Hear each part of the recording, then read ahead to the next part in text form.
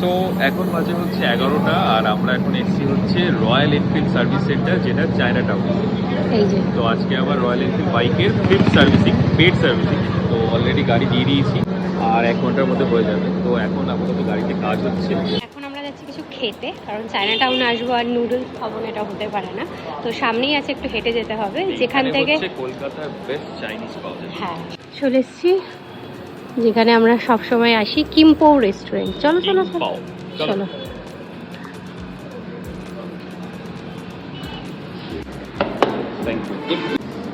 চলে এসেছি আমাদের ইয়ামি নুডলস, তার সাথে একটা ঝাল চাটনি আছে।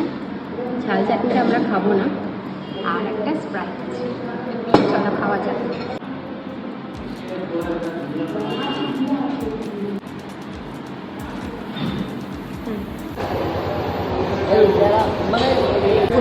এটা চেঞ্জ করতে হবে না,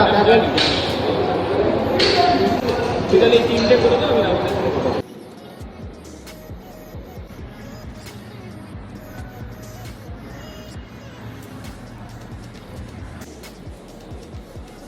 আমাদের সব ফর্মালিটিস ডান।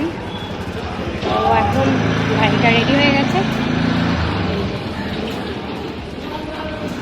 পুরো ক্লিন হয়ে গেছে।